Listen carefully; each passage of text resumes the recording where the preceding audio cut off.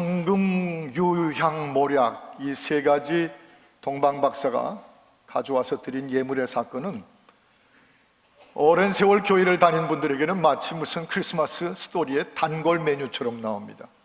그저 의뢰 크리스마스면 한번 나오는 단어로 생각하기 쉽죠. 그러나 나이가 들수록 신앙이 점점 세월이 깊어질수록 그리고 주님에 대한 임재와 이제 주님 앞에 돌아갈 시간들을 더욱 사모하게 되면서 동방박사 그리고 그들이 드린 황금과 유황과 모략이라는 그 예물이 점점 새로운 의미로 들어오게 됩니다. 새로운 궁금함과 관심을 갖게 만들어줘요. 전 그런 의미에서 오늘 이 황금, 유황, 모략을 드린 동방박사 스토리를 다시 한번 새로운 앵글에서 말씀하고 싶었습니다. 사실 솔직히 생각하면 대단한 결단이었습니다. 그냥 쑥 한번 지나가기에는 그 뒷배경을 자세히 설명하지 않아서 그렇지 저 페르시아의 지금의 이란 북부에서 이 베들레헴까지 온다는 그 자체 대단한 결단입니다. 그리고 엄청난 믿음입니다. 우리도 많은 세월이 지나서 이날까지 걸어오고 또 걸어온 길인데 이런 생각이 듭니다. 이제 우리도 그들처럼 거기서 주께 경배하러 왔던 그들처럼 믿어야 되지 않나요? 이젠 좀 우리도 그렇게 믿어야 될 때가 된 거 아닙니까? 그들이 과연 누구였기에요? 그들은 누구였습니까? 이름도 안 밝혀져 있습니다. 이름도 몰라요. 무슨 유황가 가서처럼 이름도 몰라요.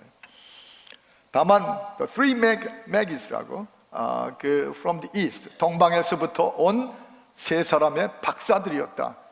이 원래 페르시아 그 원어로 마고이라고 하는 말이 여기서 따온 맥이라는 말로 나왔는데 이 마고이란 말은 intellectual, 현자라고 하는 뜻이었습니다. 이분들은 천체 물리학자입니다. 별을, 천체를 연구하는 천문학자들이었어요. 또 우리가 짐작하는 대로는 거기가 바로 다니엘이 있었고 샤드락과 메샥과 아벳느고가 있었고 그곳이 바로 느헤미야나 에스더나 이런 분들이 계시던 곳이기 때문에 또 그 시나고그가 처음 시작됐던 지역이기 때문에 우리가 충분히 추측할 수 있는 것은 구약 성경이 아마 그 페르시아 지방에 많이 전파가 됐었을 것입니다. 이분들이 정확히는 모르지만 구약 성경을 충분히 알고 왕이 태어나신다고 하는 자체에 대해서 믿음을 가졌던 분들인 것을 짐작해 볼 수 있어요. 여러분 저 구약 성경 그것도 이사야서 9장 6절을 한번 화면에 보시면 한 아기가 날 것이고 우리에게 주신받을 텐데 그 어깨에 정사를 메었고 가버너 온 땅을 다스리시고 기묘자라 모사라 전능하신 하나님이라 영존하시는 아버지 그 한 몸이시라. 그 다음에 나오는 말이 평강의 왕이라 할 것이요 했는데 이 구절들을 이미 알고 믿었을 것이라는 성경학자들의 추측을 많이 합니다. 이제 누군지는 이름조차 모르는 분들이지만 바로 이런 분들이 먼 거리를 아마 짐작하건대 그때는 말이나 낙타나 그저 걸어서 나왔기 때문에 보통 왕복이 4개월 내지 6개월이 걸렸으리라고 보는데 그 먼 거리를 왔죠. 그리고 긴 여행을 온갖 코스들을 다 치르면서 긴 여행을 했습니다. 왜 그렇게 왔습니까? 여기 그들이 와서 한 말을 보니까 딱 한마디예요. 2장 2절에 보면 우리가 태어나신 왕을 경배하러 왔노라. 경배, 대답은 하나입니다. 경배, worship하러 왔노라. 그래서 그들이 거기에 엎드렸습니다. 베들레헴에 탄생한 아기 예수를 왕으로 경배하면서 엎드려서 절했습니다. worship. 그리고 황금과 유황과 모략 세 가지를 준비해 온 대로 저 앞에 드렸습니다. 그 긴 여행, 그 고생, 그 인텔렉츄얼들이, 신분 높은 사람들이, 마고이라고 하는 현자들이, 천체를 보는 자들이 구약을 통해서 하나님의 통치의 세계를 그리고 그의 보내심의 인물에 대해서 알고 있었던 이분들이 드디어 그 초라한 마국간 아기 예수의 탄생 앞에서 무릎을 꿇고 경배했습니다. 이게 인생의 전부입니다. 사실 인생에 할 일 많지만 저나 여러분이나 한 인생 나그네 길 사는 동안에 경배해야 될 분에게 경배자로 드디어 그 앞에서 엎드리고 예배할 수 있는 것, 그게 바로 행복입니다. 그게 인생의 절정입니다. 사실 아는 자들은 알고 신앙을 깊이 들어갈수록 이걸 깨닫게 되는데, 삶의 전부를 다 들여서라도, 멀고 먼 길을 돌고 돌아서 와서라도 오직 하나만 할 수 있다면, 경배할 수만 있다면, 예배할 수만 있다면 그게 절정입니다. 그 마음을 아는 분들이 알아요. 믿음이죠. 이분들이 바로 첫 경배자가 되었고, 베들레헴에서 첫 신앙 고백을 드린 것입니다. 왕이신 분에게 합당한 황금을 드렸고, 이 땅에 사시는 동안에 치유하시고 고치시고 힐링하시는 그분에게 합당하도록 치유제의 치료제의 대명사가 되어 있는 유향을 드렸고, 이 땅에서 죽음을 죽으시고 우리 위해 죽으신 후에 삶 안에 부활하셔서 우리 모두를 살리실, 죽음을 맞으실 예수 그리스도 앞에 시체의 방부제로 쓰는 모략을 드렸습니다. 신앙 고백이었어요. 이게 자체가 하나의 신앙 고백입니다. 여러분, 저는 이 장면 앞에서 이런 생각을 합니다. 경배가 왜 이렇게 중요한가? 오늘도 우리도 살아계신 하나님 그 십자가 앞에서 경배하고 있지 않습니까? 이게 예배거든요. 워십이에요. 수직거리 때문에 그렇습니다. 저 빌립보서 2장 6절에 7절에 보면, 하나님과 동등됨을 취할 것을 여기지 아니하시고 그는 보좌에서 이 땅으로 오셨습니다. 자기를 He emptied, 자기를 비우시사 자기 형체를 사람의 모양으로 바꾸셔서 이 땅에 오셨습니다. 높은 자리에서 낮은 자리로, 수직거리로 내려오셨어요. 이게 기독교입니다. 이게 복음이고 이게 성탄의 탄생입니다.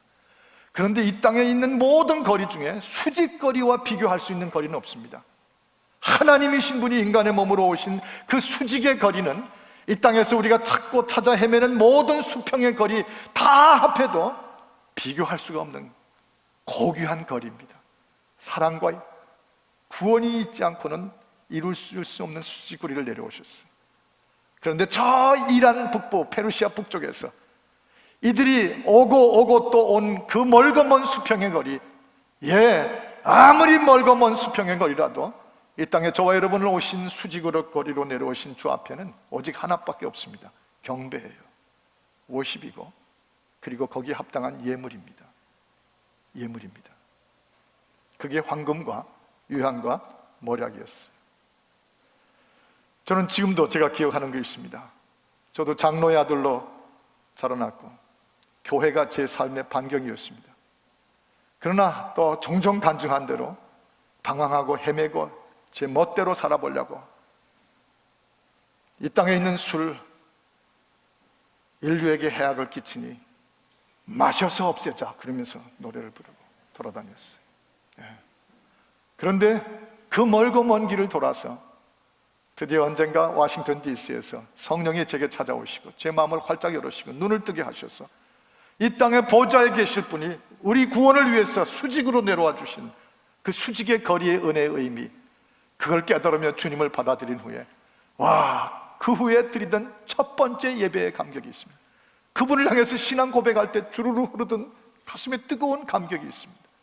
그 예배 드릴 때 형언할 수 없는 신앙 고백의 예배를 드리면서 주 예수 내 맘에 들어와 계신 후 변하여 새 사람 되고 할 때 그 눈물, 그때 제 아내한테 처음 수직거리로 내려오신 그분 앞에 멀고 먼 인생, 방황하던 거리 다 수평거리를 걸어서 드디어는 수직거리 앞에 무릎을 꿇고 경배할 때 심지어 제 사랑하는 아내에게, 괴롭혔던 제 아내에게 고백하던 그 말, 미안해 너무 힘들었지 하던 그 고백, 그리고 그때 11조 처음 제 수입에서 제 아버지 것이 아니고 저 자신의 것으로 황금과 유향과 모략처럼 11조를 그 없는 가운데도 그 10분의 1을 떼서 주 앞에 드릴 때 그 떨리던 감격과 손길, 그 행복, 그 경배의 절정, 그거 기억합니다.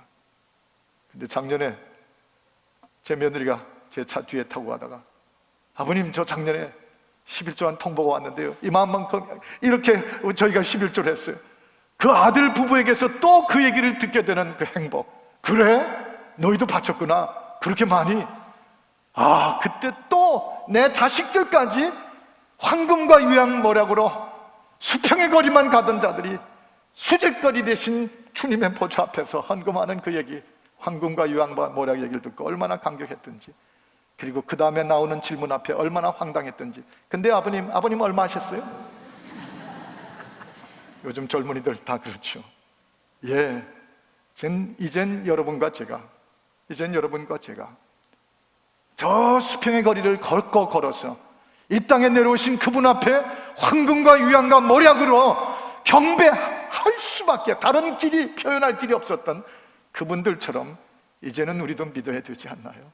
이제는 우리도 결단해야 되지 않나요? 그게 크리스마스입니다. 복음입니다. 또 한 가지, 이 예물은 누구의 예물이었습니까? 예, 동방박사 이분들 자신들이 personally and privately 준비한 예물이었습니다. 여러분, 쉽게 우리가 그 당시의 상황을 보면 그 왕복 그 긴 4달 내지 5, 6달의 그 거리, 그 자체가 돈입니다. 몇 달치 수입이 없어진 긴 여행과 경배의 걸음이었습니다. 그동안에 든 여행 익스펜스만 엄청날 것입니다. 또 지금과 달라서 뭐 비행기 타고 영화 보면서 긴 여행을 하는 지금하고는 비교가 안 되게 그 자체가 고생이고 땀이고 희생입니다. 그런데 그것만으로도 아기 예수께 경배한 것으로 충분히 worthy, 가치가 있을 것 같은데 그것으로 끝나지 않았다는 사실이 주목되는 것입니다. 별도로 황금과 유황과 모략을 준비했습니다. 그리고 그걸 드렸어요. 그게 그들의 예물이었습니다. 오늘날에도 우리 헌신하고 봉사합니다. 우리 몸으로도 교회를 때웁니다. 섬깁니다. 그런데 그것이면 예물로 다 합니까? 여기 중요한 레슨이 있어요. 아니요, 그건 누구나 다 하는 것입니다. 은혜로 구원받고 새로운 거듭나 새 사람 되면요, 우리의 육신 자체가 주를 위해서, 영광을 위해서 바치고 사는 것이기 때문에 그건 당연하고 마땅한 것입니다. 아무리 열심히 봉사하고 아무리 주를 많이 우리 몸으로 때우면서 땀 흘렸다 할지라도 그건 누구나 다 하고 그건 누구나 신자들이면 마땅한 것입니다. 이 박사들 고생, 시간, 희생 다 했지만 보십시오. 그러나 그것만이 아니에요. 따로 황금과 유황과 모략이 오직 경배를 수직거리로 내려오신 우리 주님께 드려야 됐다는 것임을 말해줍니다. 제가 옛날에 섬기던 교회에서 아시는 한 분은 교회 절대 헌금을 안 하세요. 거의 안 하세요. 그리고 오히려 늘 말씀하시는 게, 나는 내 삶 전체를 바칩니다. 나는 내 봉사와 내 시간으로 드립니다. 그게 나의 가장 고귀한 헌금입니다. 아무리 가르쳐드려도 바꾸시지 않았던 분이셨어요. 그건 성경에 없습니다. 성경은 늘 저 역대성 29장 3절 같은 데 보시면 다윗이 고백했던 이 놀라운 고백을 보십시오. 성전을 위해서 예비했던 이 모든 것 외에도, 이 모든 것 말고도 내 마음에 내 하나님의 전을 사모함으로 내 사유에, my private possession, 내 사유에 금과 은으로 내 하나님의 전을 위하여 드렸나니. 이게 바로 하나님의 뜻입니다. 예. 그래서 그 다음 절에 보면 금 3,000달란트와 은 7,000달란트라고 하는 다윗이 자신의 창고, 자신의 포켓, 자신의 포제션에 가지고 있던 그것들을 황금과 유황과 모략처럼 하나님의 전에 드린 것이었습니다. 여러분이요, 이제는 누구의 예물이 되어야 됩니까? 남의 예물을 쓰는 것이 아닙니다. 교회 예산 쓰는 것이 아닙니다. 정부 돈 쓰는 것 아닙니다. 나라 것 쓰면 되는 거 아닙니다. 남의 포켓에서 나온 거 가지고 이러고 저러고 하는 거 아닙니다. 공금을 쓰는 것이 아닙니다. 하나님 앞에 드리는 예물은 나의 pocket, from my possession, from my life, as well as from my own pocket. 내 가진 것 중에서 바로 그렇게 드릴 때 그 긴 수평의 거리를 예배하러 온 자의 마음에는 그것이 진정한 예배가 되고 행복이 되고 절정이 되는 것입니다. 그게 바로 동방 박사들의 황금과 유황과 모략이었어요. 많고 적음의 차이가 아닙니다. 내가 아는 대로 나의 것 중에서 드리는 것입니다. 너의 것이 아니라 나의 것으로 드리는 것입니다. 또 한 가지, 누가 쓸 예물이었습니까?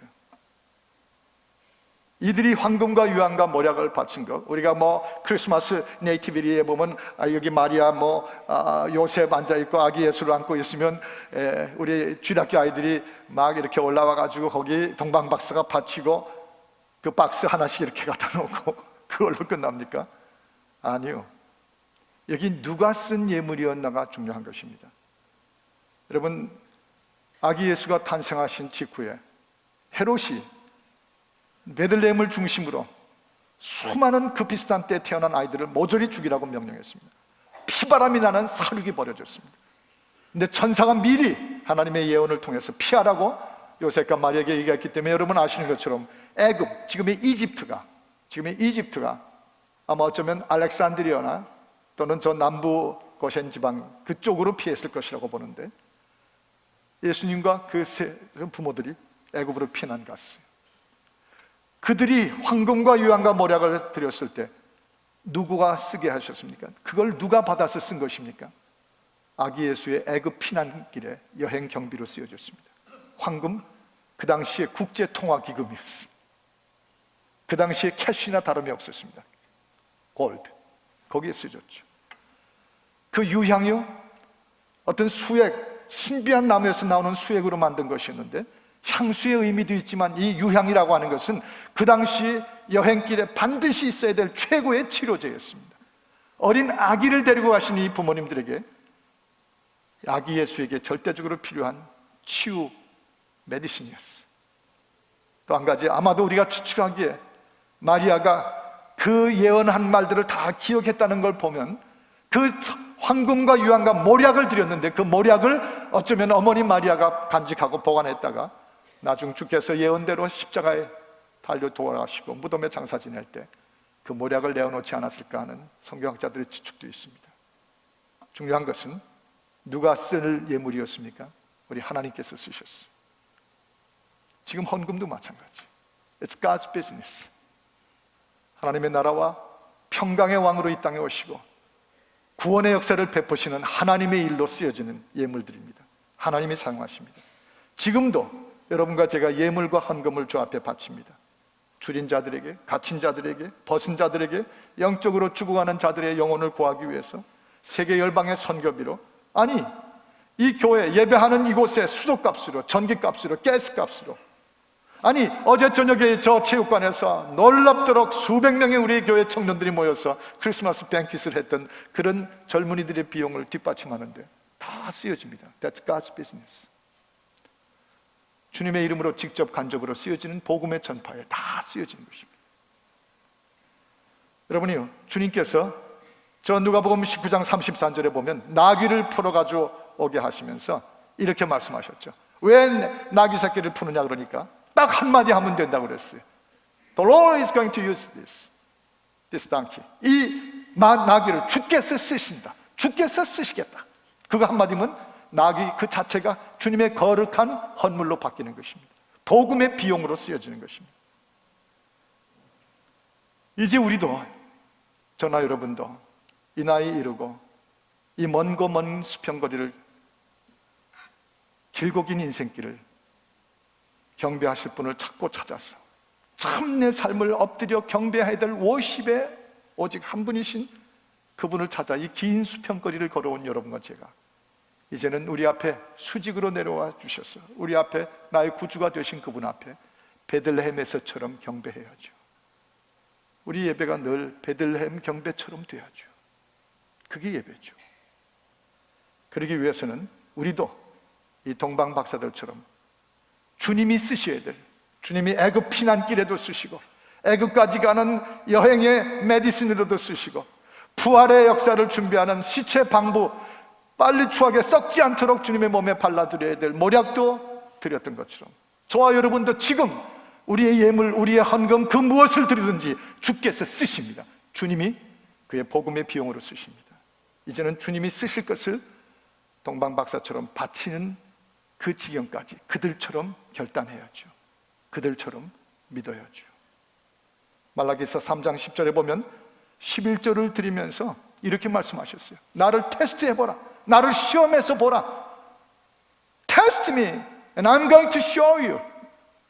나를 시험해 보면 11조를 바치면서 내가 쓸 것을 너희 손으로 믿음으로 드려보면 그 다음에 내가 너희를 어떻게 축복하는지를 보라. 너희 복 준 것을 쌓아놓을 데가 없도록 내가 너에게 복 주시는 것을 너희가 한번 테스트해 봐라. 예. 다음 주일이면 2012년입니다. 2주일 후면 2012년은 우리가 엘스의 대기도로 시작합니다. 동시에 저는 마지막 결단을 가지고 여러분에게 도전합니다. 이런 설교 안 했다가 나중 주님 앞에서 꾸중받을 거 두려워하면서 선포합니다. 2012년은 기도로 시작할 뿐 아니라 우리 모든 베델 가족들이 믿음을 가졌고 그 멀고 먼 길, 방황의 길, 방탕의 길, 그래서 드디어 이제 경배해야 될 주님 앞에 엎드린다면 이젠 남의 것이 아니라 from my pocket, 내 possession, 내 경배의 예물로 나도 주님이 쓰셔야 될 황금과 유황과 모략을 드릴 때가 그들처럼, 이제 우리도 그들처럼 믿어야죠. 결단해야죠. 바쳐야죠.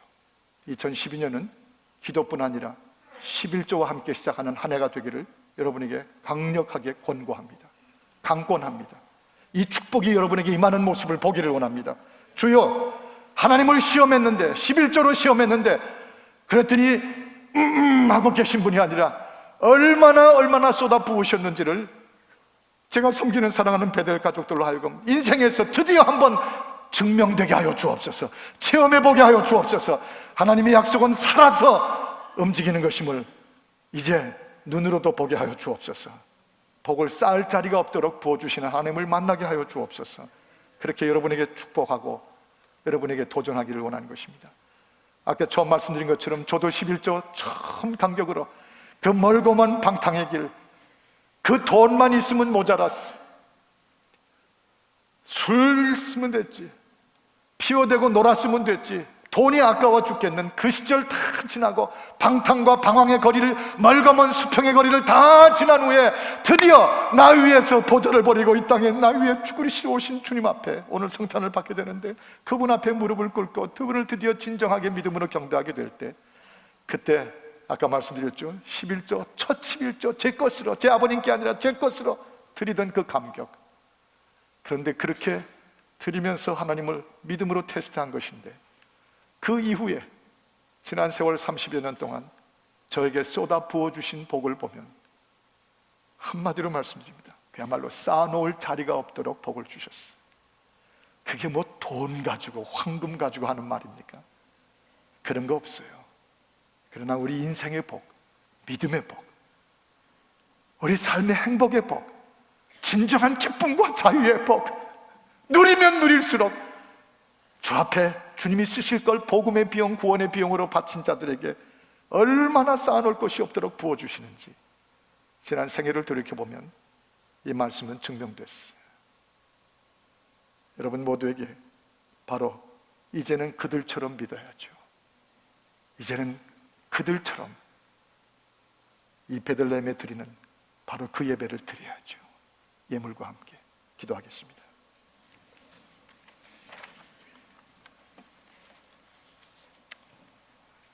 여러분에게 도전하고 강권하고 권면하기를 원하고 있습니다. 주님의 음성으로, 우리 하나님의 명령으로 받아주시기를 바랍니다. 이제까지 11조 해보지 않는 새로운 교인들, 아니면 오랫동안 교회를 섬겼으나 아직 그 결단까지 가보지 못하신 분들, 아니면 심지어 이 교회 직분자들이지만은 하나님 앞에 진정한 11조, 참된 황금과 유황과 모략의 경배를 드려보지 못하신 분들 계십니까? 각 개인의 문제이겠지만 동시에 믿음의 문제입니다. 하나님의 언약이 개입되어 있습니다. 주여, 2012년부터 내게 믿음 주시사, 성령으로 내게 믿음을 물붓듯이 부어주시사, 나로 하여금 드디어 하나님의 약속을 테스트해보게 하여 주옵소서. 내 파켓에서부터, 내 수입에서부터 황금과 유황과 모략을 나도 10분의 1을 주 앞에 11조로 드리도록 내게 결단 주셨어. 이제는 그들처럼 나도 결단해야 될 텐데 결단합니다. 주여, 나를 도우시고 가능할 수 있는 믿음을 주옵소서. 내 배우자의 마음도 함께 움직여 주옵소서. 그래서 이제 2012년 첫 달부터 주 앞에 11조를 결심하고 드려오니 내게도 증명시켜 주시사 쌓을 곳이 없을 만큼 복으로 응답하여 주옵소서. 이 마음속에 이 시간 1, 2분 동안 간절히 주 앞에 혼자만 드리는 기도로 주 앞에 고백하고 결단해 보시기를 바랍니다. 기도하십시다.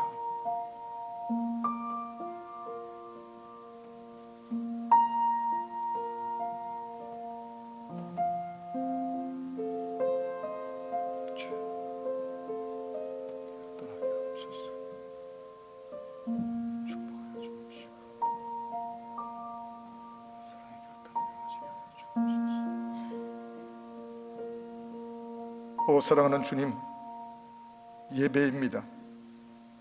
피조물 된 우리가 길고 긴 인생의 방황길을 끝낸 후에 드디어 나 위에 우리 위에 이 땅에 수직으로 내려와 주신 구원자로 오신 예수 앞에 드리는 결단의 기도입니다. 우리도 예물을 빼놓은 채, 예물이 없는 채 드리는 헌신과 봉사와 수고를 이제는 그걸로 끝나지 말고 이들처럼, 우리도 그들처럼 예물과 함께 주 앞에 드리는 헌신과 섬김과 경배의 행복 절정에 이르게 하여 주시옵소서. 주 예수 그리스도의 이름으로 축복하며 기도하옵나이다. 아멘.